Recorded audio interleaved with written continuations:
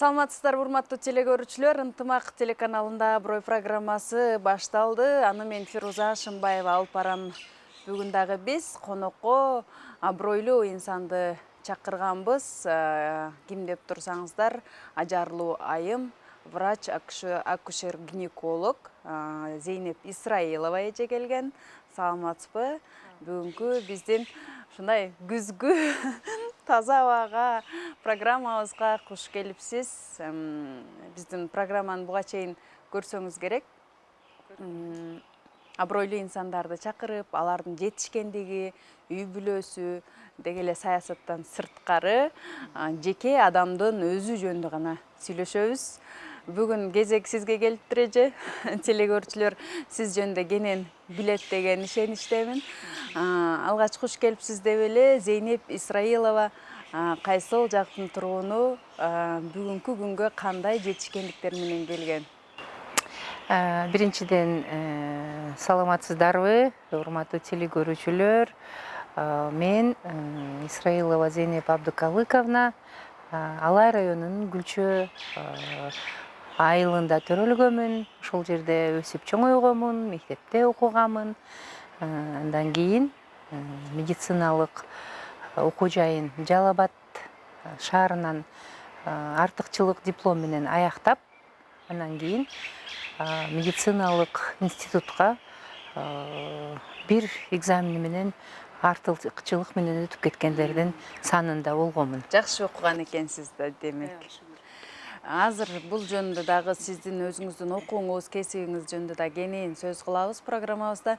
Мен алгачкы сизге баягы өзүм берейин деген суроом бар эле да. Сулуулугуңузду кантип сактап келе жатасыз эже? Рахмат. Мен өзүмө сулуу деп деле эсептебейм, бирок дарыгер болгонума байланыштуу, аялдар менен иштегениме байланыштуу, аялдар келгенде мени дарыгер кеңеш берет. Анан кийин биринчи кеңеши ушул ден соолук, анан аялдардын көп кызыктырган суроосу бул сулуулук жөнүндө болгон үчүн өзүм кароого аракет кылам. Бул туура тамактануу, физикалык көнүгүүлөр, эми сыр деле эмес, эми менин жакындарым көп эле билет. Мен йога деген менен канча жылдан бери алектенем. Анан туура тамактануу. Демек, сиздин сырларыңызды биздин телекөрүүчү айымдар да билип алды. Бүгүндөн баштаса керек. Эми сиз көбүнчө айымдар менен иштеп келесиз да, эже. Анын арасында ыйлаган айымдар бар, сүйүнгөн айымдар бар. Баягы ыйлаган менен кошо ыйлап, сүйүнгөн менен кошо сүйүнүп келесиздер. Жумушуңуз жөнүндө бир аз айтсаңыз эже. Эми Фируза, мен ушул акушер-гинеколог деген кесипти, дарыгер деген кесипти тандап алуумун бир мисалы, бир себеби ушул болгон да. Медицинанын көп тармагын окутат мединститутта. Бирок деген эң бир сүйүнүчтүү ушул адамдын жашоосуна, ошол аялдын өзүнө жеке, ошо үй бүлөсүнө жакшы бир кубанычтарды алып келген, жакшылыктарды алып келген кесиптердин бири деп өзүмө ушинтип билем да. Ошондуктан мен бул кесибимди өтө сүйөм, өтө жакшы көрөм, өтө урматтайм кесибимди. Ошондуктан бул айымдар менен, бизге кайрылган айымдар менен, сен туура айтып атасың, ошо үй бүлөлүк жуп менен биз ошолор кандай ичинде кыжалатчылыктар болсо же сүйүнүчтөр болсо, биз ошолор менен чогуу эле болобуз. Себеби дегенде буга чейин мына көрсөтүүнү тартканга чейин телефондор ар убак чалып турат деп айтып кетпедимби? Ошон үчүн кеңештерди, сунуштарды, ушундай өзүбүздүн кандайдыр бир ойлорубузду билгиси келет да биздин кол алдыбыздагы пациенттер, мындай бизге кайрылган пациенттер. Ошондуктан өтө көп болгон. Көбүнчөсүнөн мен ойлойм, менин кесибимдин аркасынан мен көп үй бүлөнүн сүйүнүчүнө ортоктош болом да. Үйүнө жаңы адам келип атат, жаңы бир жашоо пайда болуп атат. Ошондуктан менин кесибим өтө ушундай ардактуу, өтө жакшы кесип деп ойлойм. Эми азыр кайсыл жерлерде иштеп жатасыз? Мен билгенден дарыгерлер аябай көп жерде иштейт да. Сиз кайсыл жерлерде иштейсиз? Мен эми дарыгер катары иштейм. Бирок андан сырткары азыр Ош мамлекеттик университетинин медицина факультети бар. Ошодо акушерство гинекология кафедрасында доцент болуп иштейм. Андан сырткары студенттерден сырткары дарыгерлерди дагы окутуу менен алекмин. Ошолорго өзүм билген нерселерди үйрөтөмүн, жаңы кандайдыр бир рекомендациялар, клиникалык протоколдор чыкса, ошолордун негиздерин, кандайдыр нюанстарын үйрөтүү менен алекмин. Сиз ошондо канча жылдан бери эмгектенесиз, анан канча ымыркайды бул жарык дүйнөгө алып келүүгө салымыңызды коштуңуз эже? Иштегениме жалпы эмгек стажым бир 44 жыл болуп калды. Бул баягы медициналык окуу жайларда окуганым менен кошулуп, ымыркайлардын санын эсептебедим, бир 3000ден ашып калса керек. Себеби дегенде азыр мына акыркы 26 жылдан бери ушул студенттерди окутуу менен дарыгерлик кызматымды мындай калыштырып келгеним үчүн. Анан кандайдыр бир мезгилге чейин мен акушерстводо, бизде эми акушерство экиге бөлүнөт да, акушерство и акушерство гинекология болупчу. Акушерство бул төрөт менен байланыштуу нерселер, кош бойлуулук төрөт, төрөттөн кийинки мезгил. А гинекология бул жанагы оорулар, кандайдыр бир физиологиялык аялдын кандайдыр абалы жөнүндө. Ошондуктан азыр мен эми көбүнчөсүнөн ушу гинекологияга ыктап кеттим го, бирок деген кош бойлуулар келсе, өзүмдүн кеңешимди, өзүмдүн жардамымы аябайм. Демек, 3000 ымыркайдын киндик энеси деп коет, киндик энеси болупсуз да. Эми баягы программада көп нерсени эстеп, анан эскерип, мындай сүйлөшө турган программа болгондуктан мен сизге мындай суроо бергим келип атат да, баягы айрым энелер баягы дени сак энеден дени сак бала төрөлөт деген сөз бар эмеспи? Анан айрым ошо энелердинби, кимдердин кесепетинен ымыркайлар жокта болуп калган учурлар болот да. Сиздин жумушуңузда болгондур сөзсүз түрдө. Анан ошондо кандай өзүңүзгө кабыл аласыз, кабыл алгансыз эжемди? Мен өзүмдүн оюмча, мен өтө эмоционалдуу адамдардын катарына кирем деп ойлойм да. Себеби дегенде жакшы эмоцияны кабыл алышка аракет кылам. Себеби дегенде бул баягы менин жашоо философиямдын бир негизи да. Ар дайым позитивде жүрүү деген мен өзүм жашоо философиямдын негизи. Бирок деген жашоо, ошондуктан кээ бир учурда ушундай бир мен каалабаган, же болбосо менен мага байланышпаган, же болбосо менин жашоо мындай акылыма сыйбаган нерселер пайда болуп кала турган болсо, бул нерселер көбүнчөсүнөн мен ал Ош шаардык төрөт үйүндө башка дарыгер катары болуп иштегенимде болду. Ошондо мага өтө ушул өтө терс таасирин көрсөттү да. Себеби дегенде бул ошол үй бүлөнүн кыжалачылыгын мен өзүмө бат эле алып алат экенмин да. Ошол аял ыйласа ыйлап, баягынтип эми көкүрөгүнө сүт толот, күйөөсү дагы өзүнчө башкача бир кыжалачылык болуп турган болот. Кайната кайненеси, ата энеси дегендей ошол нерселерди эми баягы өзүмдүн туугандарымы кандай кылып кабыл алып, ошолорду кандай кылып мындай кыжалачылыгын аз маз болсо дагы жок кылууга аракет кылган аракеттеримди көрсөтөм. Бирок деген эми пациенттерге көрсөтпөйбүз, өзүбүздүн кол алдыбыздагы жана дарыгерлерге, кызматкерлерге көрсөтпөй, эми көзүбүзгө жаш келет, жүрөгүбүз өтө бул нерсени эми кабыл алышы кыйын да, бул негативди. Ошондой учурлар болгон, болот. Эми бул деген нерсе азыр эми өзүңүздөр байкагандай биздин өлкөбүздө өтө баягы эне менен баланын акыбалы оор акыбалда болуп турат. Себеби дегенде баягы биздин системабыздын мындай жеткиликтүү эместиги, биздин системабыз кандайдыр бир өзгөрүүлөргө дуушар болушу керектигинин бир далили да. Себеби дегенде эне менен бала азыркы мезгилде биздин өлкөбүздө мындай кооптуу эле акыбалда турат деп ойлоймун да. Себеби дегенде мына мен кандидаттык диссертациямды жактаганда башка өлкөлөрдүн ошо эне менен балага кандай колдоосу бар деген программаларды изилдегенмин да. Ошондо биздин Россия жакын эле, мына Россияны постоянно ар дайым ошону биз мисалга келтиребиз. Россияда өтө эне менен баланы колдогон өтө эле көп программалар бар экен да. Бул деген эң бир чоң жакшы программасы, бул социалдык программалар, эң бир жакшы чоң программасы бул материнский капитал деп коет, көп суммада акча төлөнөт. Ошону кайра карап чыгып, жылдан жылга өзгөртүп атышат, суммасын көбөйтүп атышат. Андан сырткары жана социальный пакет деп коет, аял төрөгөндө балага керектүү, аялга керектүү гигиеналык нерселер. Эми бул дагы болсо көп үй бүлөлөр үчүн бир чоң бир көмөк да.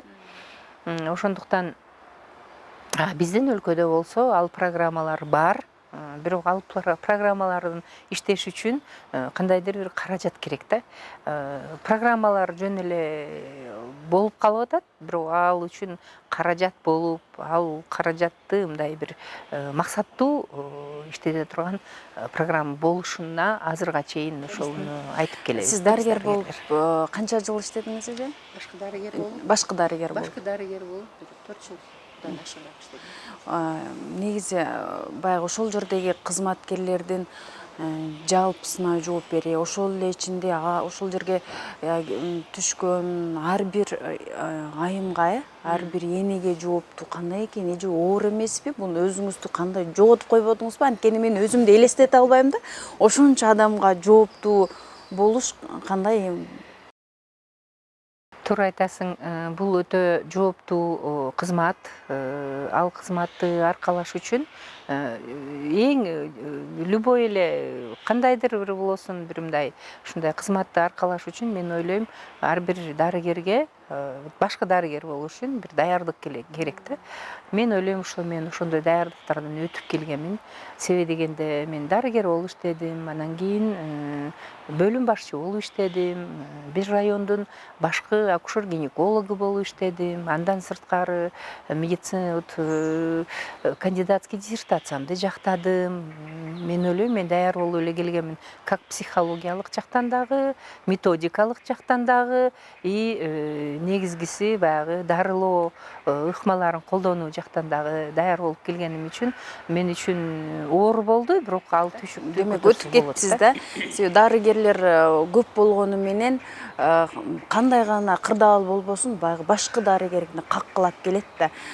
Бизге окшогон журналисттер дагы маселени, ошол маселени бирөө ымыркайын жоготуп калса, ал дагы сенин дарыгериң кесипетинен ушундай биз жоготтук деп баягы ар биринин көйгөйүн угуп, Зейнеп эже ал убакта жок болуп кетпеди? Жок, Кудайга шүгүр, жок болуп кеткен жокмун. Бирок деген бул өтө психологиялык оор. Себеби дегенде туура айтып атасың. Мисалы үчүн канча ушул кол алдыңда иштеген канча дарыгер болсо, канча бөлүм башчы болсо, канча мындай медициналык кызматкер болсо, алардын даярдык деңгээли ар кандай. Эми азыр биздеги мына медицинадагы системабыз күндөн күнгө өзгөрүп атпайбы? Талап өзгөрүп атат, сунуштар өзгөрүп атат. Ошондуктан ошону көтөрө алган адам бар, көтөрө албаган адам бар.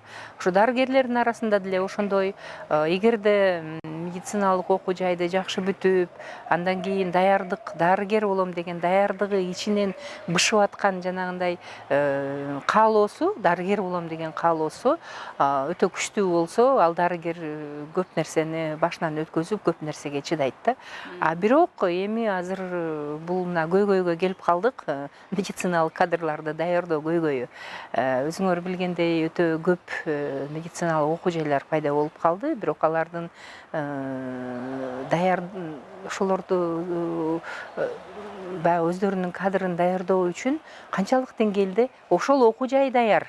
ушул жөнүндө маселе болуп атат да. Ошол окуу жайда ошолорду даярдаганы кадрлар даярбы? Кандай кадрлар ушул окутуп атат бизге эртең, бизге дарыгер боло турган ушул маселе бар да. Ошондуктан медициналык билим берүүнү өзгөртүш керек деген маселени биз азыркыга чейин көтөрүп келип атабыз. Себеби дегенде деңгээли биз каалагандай эмес, чындыгын айтканда. Ошондуктан бир дарыгерди даярдаш үчүн айтып атат, мед факультетте 9 жыл окуйбу деп атат, 6 жыл медициналык факультет, 3 жыл ординатура. 9 жыл аз. 9 жыл аз. Баягы биздин жакшы академиктер бар, орустардын академиктерине таянабыз да. Бир Билибин деген академик айткан экен да, медицинский работник болуш үчүн ал деген жашоо образ болуш керек дейт. Сен жөн эле кызматкер болушуң жетиштүү эмес, жумушка барып келдиң, анан болду депчи. Жок, жумуштан кийин дагы сен өзүңдү дагы ушул медициналык кызматкер катары, ушул дарыгер катары өзүңдү алып жүрсөң, жеке сапаттарың ошондой кылып даярдасаң, гана сен ушул жакшы дарыгер боло аласың. Эми Зейнеп эже, сиздин ата энеңиз, бир туугандарыңыз жөнүндө сүйлөшөлү. Кандай үй бүлөдө төрөлгөнсүз эже? Атаңыз, апаңыз кандай кесиптердин ээси болгон? Анан бир туугандарыңыз деги эле ошол өзүңүздүн баягы балалык кезде чоңоюп өскөн кезге кайталы. Жакшы, мен балалык кезим ошо Гүлчө айылында өткөн. Менин атам жөнөкөй эле бухгалтер болгон. Анан кийин оорусуна байланыштуу иштебей калган. Ошол мен кесипти, ушул дарыгерлик кесипти тандап алышыма атамдын оорусу себеп болгон. Ашказанында язвасы бар эле, анан улам-улам кан кете берчү. Ошол кан кетип атканда, ошо биз биринчи жардамды көрсөтүшкө аракет кылат элек да. Мен ушул бир өзүмү эстегенден баштап эле, жакшы эстегенден баштап эле ушу атама жардам берүүгө аракет кылчу элек да. Анан мен 10 классты бүтүп атканда атам ошол ашказанын операция болуп калып, ошондо аябай мындай тыкыр медициналык кызматкерлер менен мындай баарлашып, ошолордун жумуштарын көрүп, менин оюмча ошо менин ичимдеги ошол каалоо пышты депчи, дарыгер болом деген каалоом ошондо болгон.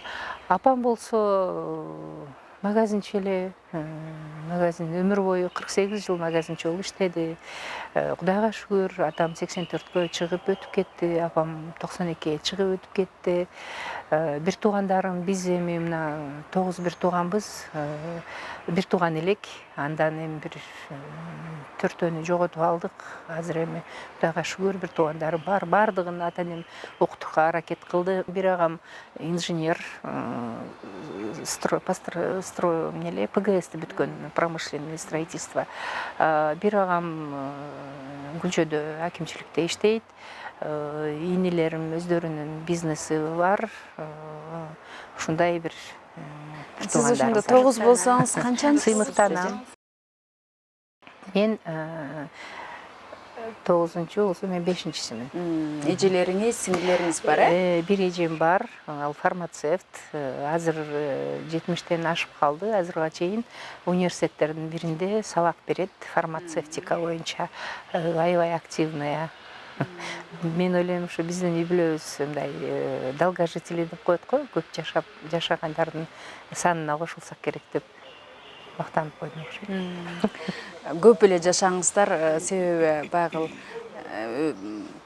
ден соолукту ар дайым баягы алдын алып келсе, ал адам баягы көпкө чейин жашайт деп калат го. Сиздер демек баягы сиздерде бир эле сиз эмес, башка дагы эжеңиз дагы дарыгер экен. Эми фармацевт болсо дагы билет да, кайсы ооруга кандай дары сунушталат. Ата энеңизге негизи алкыш, баарыңыздарды сонун кылып чоңойтуптур.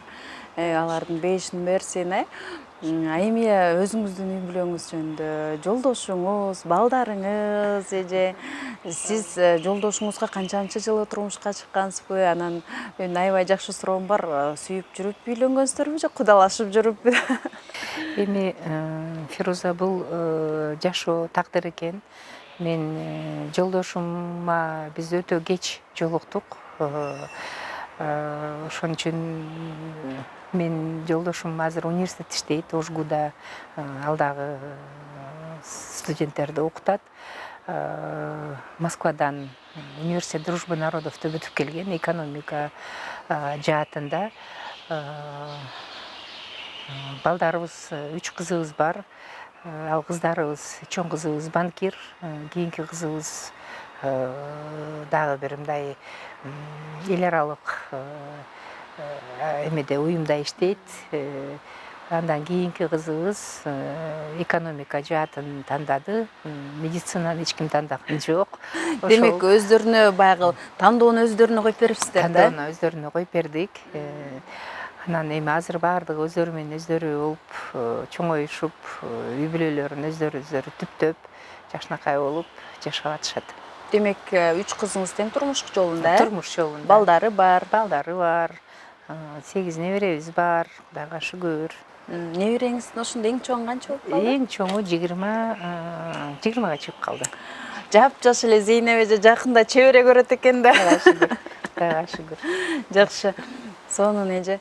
Эми баягы үй бүлөдө дагы колдоо болсо, бир туугандардын арасында жолдошуңуздун колдоосу менен сиз мынтип баягы коомго таанылып, эл арасында лидер айымдардын катарын толуктап келесиз. Бул да болсо сиздин үй бүлөңүзгө алкыш десек болот да. Анан сиз бир эле дарыгер болуп калбастан, мен ушу дагы бир мен күчүм бар, бул күчүмдү сынап көрөйүн деп саясатка да аттандыңыз, Саясатка да аттанып, ал жакты да көрөйүн деп чечтиңиз.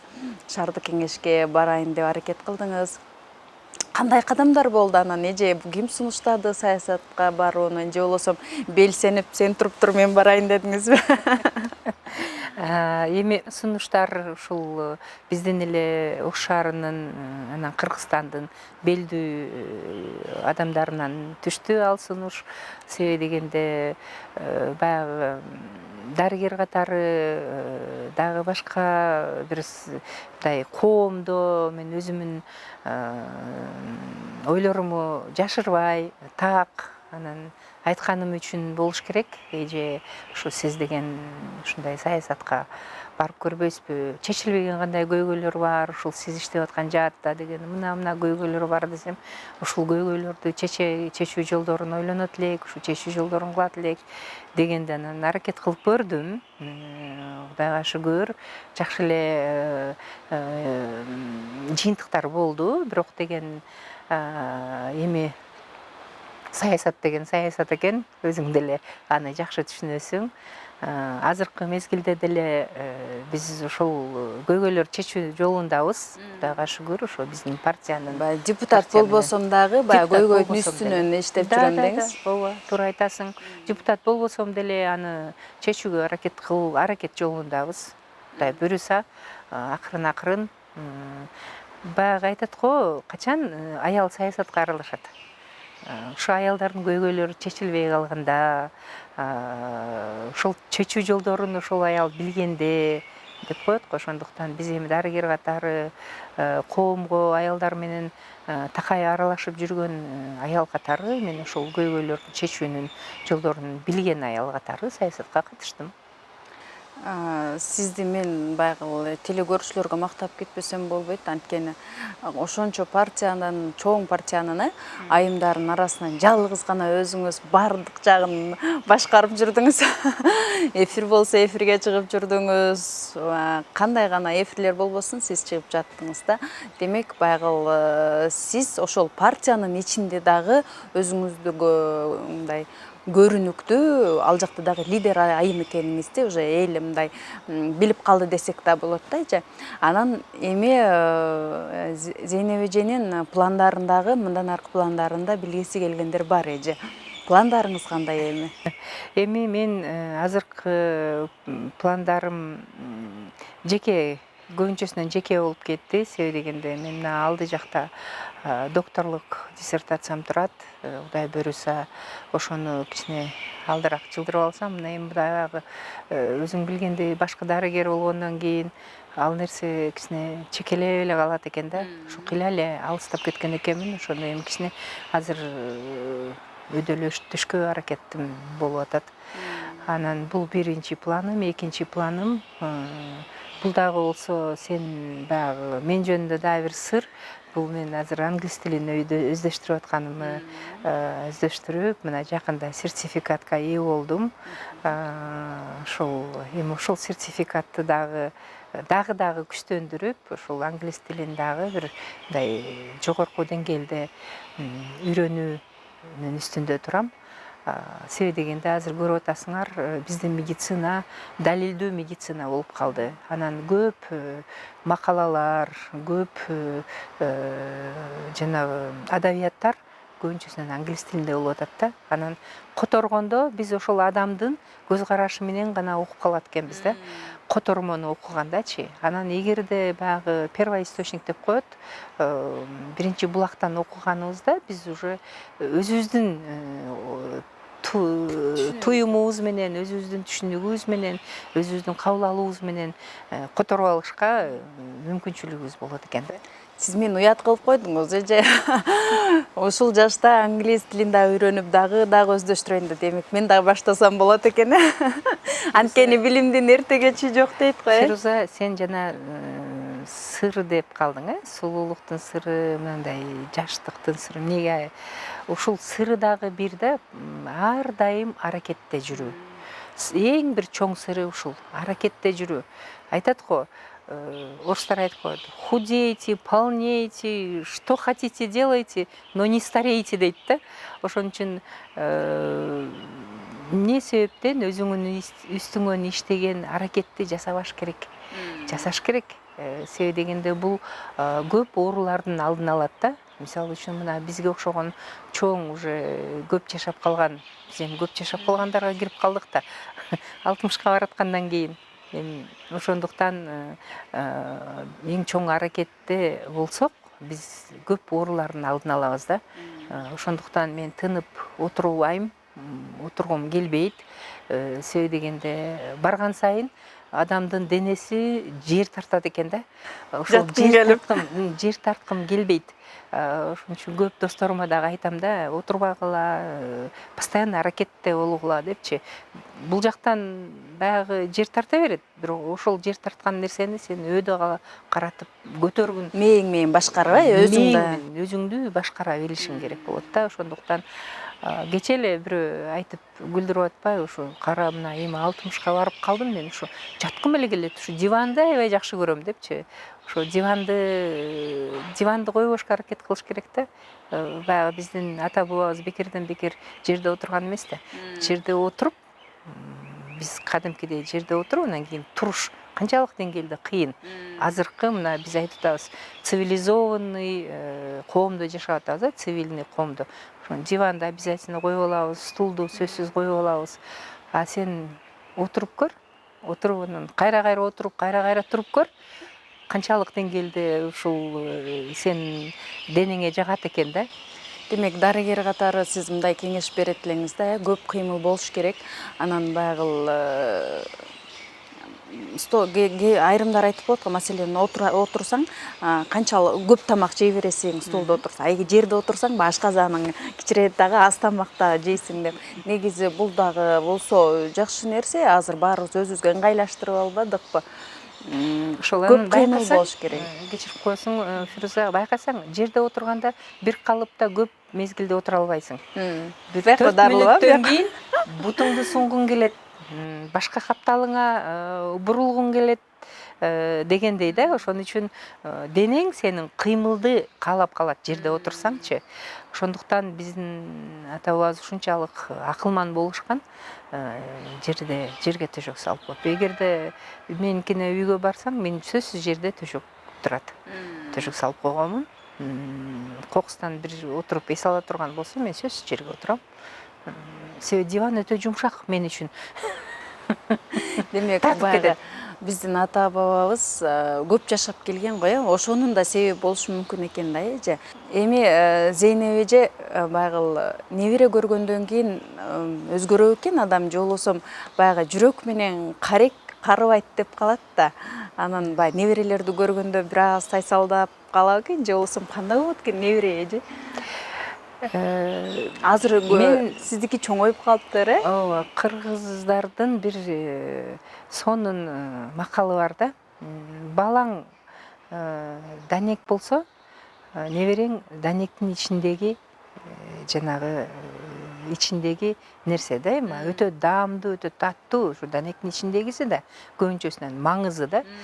Ошол маңыз канчалык даамдуу, таттуу болсо, неберенин даамы дагы ошондой да. Себеби дегенде баягы балалуу болгондо сен акыл, аң сезимиң менен андай эле жумуш менен алек болуп, дагы башка көйгөйлөр менен алек болуп, ошону мындай татууга чагымда кичине дагы бар болуш керек болуп калат экен да. Балким убакыт жетпейттир, Убакыт өзүң дагы жетпей балалуу калат. болосуң, жаш Жетпей болуп. калат. Баланы сүйөсүң, баланы чын жүрөгүң менен кабыл аласың. Бирок деген бир мезгилде баягы неберелүү болгонуңда анан ойлонот экенсиң да. Мен убагында ушунчалык деңгээлде сезбептирмин ушуну депчи. Сезимиң курч болот экен да. Неберелүү болгонуңда сезимдериң курч болот. Жанагы балага болгон сезимиң башка жакта эле калып калат экен дагы. Бул неберелерге болгон сезимиң өтө башкача болот да. Мына менин бир неберем чет өлкөдө, ошол анан телефон баягы видео связьдан көргөнүбүздө эле ал дагы билет. Көрүп туруп эле мам деп коет да. Эми өзүнүн мамасы мени мама деп атканга мамам деп койсо эле ошол жерде эле анан кийин биз болбой калабыз да. Болду, анан мынандай деди, анан мынандай деди деп. Ошон үчүн ар бир кыймыл аракети, ар бир кылыктары бизди сүйүндүрөт да, башкача сезилет ошолордун кылыктары. Ошол анан эми мен ойлойм, адам баласын азыр ушул суроону мен өзүм эле кечээден бери сен бияка чакырганыңда айтайын деп аткам. Биздин коомдо ушу үй бүлө институтун жандандырыш керек да. Себеби дегенде үй бүлө институту дегенде бул өтө мындай кең түшүнүк да. Бул деген кайненелердин тарбиясы. Бул эми сизге багы кеңешиңиз болсун да. Ата-эненин тарбиясы, ошо ата-эне болууга дагы ошол жаштар даяр болуш керек да. Мисалы үчүн азыр даяр болбой атышат. Балалуу болуп калды, сүйүнүп атат. Ал бала кантип келет, ал бала болуш үчүн кандай аракеттер жасаш керек, кандай даярдыктар жасаш керек, ал нерсе жок да. Анан кийин бул биринчиси, анан негизгиси биздин кыздарыбыз даяр болуш керек эне болууга. Ушул баягы ушул нерсени теле көрүүчүлөргө деле мен айтып кетким келет да. Жатындын тазасы деп коет да. Бала жаткан жер өтө таза болуш керек да. Ошондуктан биз азыр эми баягы бизде өтө коомдо социалдык көйгөйлөр көп эмеспи? Эң бир чоң көйгөйүбүз миграция. Миграцияга байланыштуу биздин чоңоюп келаткан кыздарыбыз, өспүрүм кыздарыбыз кароосуз калып атат. Же болбосо чоң эне тайнелердин кароосунда калып атат. Анан жанагындай зордук зомбулукка дуушар болуп калып атышат. Ошол мезгилде тайнеси, тайтасы, чоң энелери ошол канчалык деңгээлде ушул эне болууга даярдаш керек экен, ошону мындай маанисине жакшы көңүл бөлбөй атышабы деген дагы бир ой болот да. Себеби дегенде биз эми бизге төрөт үйүнө келип аткан аялдардын даярдыгына карап туруп айтып атканыбыз. Анан медицина кызматкерлеринин аракети бул уже кичине кечирээк болуп калат да. Уже кош бойлуу болгондон кийин келип атышпайбы медициналык кызматкерлерине. Ал мезгилде уже кичине кечирээк болуп калды. Баланын гана чоңоюшуна айтып калышат да, баланын дарыгер. чоңоюшу, анан жанагындай кандайдыр бир оорулар болсо ошонун күчөп кетпешине гана бир өзүбүздүн салымыбызды кошуп калып атабыз да. Именно сен айтмакчы таза дени сак энеден дени сак бала төрөлөт депчи. Бул жерде ушул жанагы өтө тазалыгы өтө маанилүү деп эсептейм. Мен дагы бир суроону берейин эже. Дос күттүңүзбү, курбу күттүңүзбү деп айткым келет да. Анан сырдашкан, баягы энеңизден башка сырдашкан, сыр бөлүшкөн курбуга ишенсе болот экен. Ушул жашка келип ишендиңизби эже? Эми айтат го, курбуң ким экенин сен мага айт, анан мен сенин ким экениңи айтам депчи. Ошол сыңары Кудайга шүгүр, мен курбуларым көп. ар тараптуу, ар түрдүү сырдаштуу курбуларым бар. Иш боюнча сырдаштуу курбуларым башка, үй бүлө боюнча сырдаштуу курбуларым башка. Себеби дегенде алардын ар тараптуулугу бар да. Мисалы үчүн кээ бир курбуларым баланы тарбиялоону, балдарды кантип тыюуну жакшы билген курбуларым бар. Кээ бир курбуларым бар, кандай бизнести жакшы жасаш керек деген курбуларым бар. Кээ бир курбуларым бар, мамилени чыңдоону кандай жакшы билет. Ошон үчүн баягы биз иш иштеп жүрүп эле ушундай жакка дагы кээде билбей каласың да. Мына кокуй там мындай башкача бир коноктор келип атат, ал конокторду кандай мааниде тосуп алыш керек? Себеби дегенде баягы трафаретный тосуп алууну мен каалабайм да. Ошондуктан башкача өзгөчө кылыш керекпи, дасторконуң өзгөчө болуш керекпи, же мамилең өзгөчө болуш керекпи деген ушундай маселелер турганда менин кеңешчилерим, курбуларым жанымда. Демек, баягы курбуга ишенсе болот экен да? Болот, ишенсе болот. Себеби дегенде менин курбуларым мезгил менен сыналган курбулар. Мезгил менен жана өткөл ситуациялар менен сыналган курбулар деп эсептейм. Мен сизге баягы программанын соңунда бир 2 суроо берейин да. Жиздем сизге акыркы жолу качан гүл берген?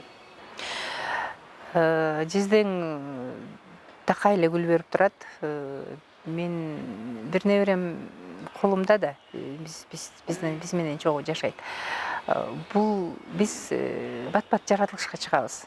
Анан жаратылышка чыкканда эле каерде гүл көрүшсө экөө жарышат да. Биз үчүн, мен үчүн ошол өтө баягындай өтө сонун момент да. Мен кимиси биринчи алып келет деп себеби байкап турам да, мындай карап турам да, уже экөө прям кайсы сулуу гүл болсо ушуну арнайын деп аракет кылып турушат да. Мына жайындасы эле Ысык-көлгө бардык, жолдо баратканда канча жолу токтойбуз, жанагы төбө ашуунун, ала белдин, чычкандардын сонун жаратылышын суктанып, ошолордун абасына сүңгүп, ошол жерде бир 4 саат, 5 саат ошол жерде жатып эс алып, ошондой мезгилде прям экөө жарышып гүл көтөрүп келишет. Ошон үчүн мага өтө бул кубанычтуу, өтө приятный нерсе. Демек, сизге бул көнүмүш, Көнүмүш. Бирок кубанычтуу, Өтө кубанычтуу. Эми сизге акыркы суроо, кызганасызбы? Кызганган убакыт жокко дейм. Кызганычтан уруш болгонбу? Себеби дегенде биздин үйдө мындай ишеничтин деңгээли жогору да. Ишеничтин деңгээли жогору. Менин ишиме байланыштуу жолдошум мени жакшы түшүнөт. Жолдошумма мен мисалы үчүн өтө жакшы эле ишенем. Кудайга шүгүр, ушул мезгилге жетип калдык. Ондой Кызганыч болгон. Кызганыч. Бар бажанандай. Майда чүйдө кызганыч болуш керек. Кызганыч болбосо сүйүү кайда байта болот дегендей. Зейнеп эже, сонун маек куруп бердиңиз. Сиз жөнүндө телекөрүүчүлөр да кенен билип алды деген ишеничтемин. Анан сизге кыскача 30 секунд убакыт берейин. Баягы айымдарга, сизди көрүп өсүп келе жаткан биздей жаш келиндерге десек болобу, кыздарга десек болобу, сиздин кеңешиңиз? Эми урматтуу айымдар, урматтуу телекөрүүчүлөр, мен эми айымдарга кайрылам. Себеби дегенде мен ишим айымдар менен, ушул айымдар аркылуу мен дүйнө тааныйм, ушул айымдар аркылуу мен жашайм да. Ошон үчүн биринчиден айымдарга каалайт элем, өзүн сүйүшсүн. Өзүн сүйбөсө, ал өзгөнү сүйүп жарытпайт деген бар. Ошондуктан биринчи өзүн сүйүш керек. Жөн эле мен өзүмү сүйөм деп эле күзгүнү карап коюп эле айтып коюш эмес. Ал өзүн мындай маанилүү, маңыздуу сүйүш керек. Биринчиден тамагын жакшы караш керек. Экинчиден өзүнүн физикалык абалын жакшы караш керек. Үчүнчүдөн өзүнүн психологиясын караш керек. Себеби дегенде болор болбогон нерсеге жанагы эле сен айткан кызганыч, жанагы эле сен айткан өзүнө өзү канааттанбаган өтө көп аялдар бар да биз үчүнчү, биздин азыркы коомдочу. Ошон үчүн ошолдой ситуацияларда эң бир жардам бере турган бул физикалык көнүгүүлөр. Физикалык көнүгүүлөрдү жасабаса жөн эле ошол уруш болот, же болбосо бирөөнү кызгангысы келип, же бир нерсе болуп аткан мезгилде акырын туруп бир жака барып келиш керек да. Же болбосо биринчи этажда жашаса, 5-нчи этажга чыгып кайра түшсүн. Же болбосо 5-нчи этажда жашаса, 1-нчи этажга түшсүн. Же болбосо бир 2 километр, 3 километр бассын, өтө интенсивный болуп баса турган болсо, анан кийин ошол аялдар айтат, канчалык деңгээлде ошол физикалык нагрузка ага пайдалуу болду. Анан эми аялдарга каалоорум ошо биринчиден өзүн сүйсүн, экинчиден жашоосуна жакшылык алып келе турган, үй бүлөсүнө жакшылык алып келе турган бул аял киши болот да. Ошондуктан оюңарга ар дайым жакшы сезимдерди гана киргизип, жакшылыктарды дагы ойлоп, ушу үй бүлөңөргө кубанычтарды, ийгиликтерди, ооматты алып келип жүрүңүздөр. Ден соолук каалайм баарыңыздарга. Рахмат, аябай мотивация бердиңиз айымдарга. Чындап эле баягы үй бүлөнүн куту аялдан деп калат го. Эгер аялдын маанайы жок болсо, үй бүлөдө баардыгынын маанайы жок. Эгер аял аябагандай шайыр жүрсө, үй бүлөдө баардыгынын маанайы деп. Демек баардык айымдан боло турат экен. Эми сизге дагы мындан аркы дагы ден соолук каалайм. Талыкпаңыз, эмгектенип жүрөрүңүз.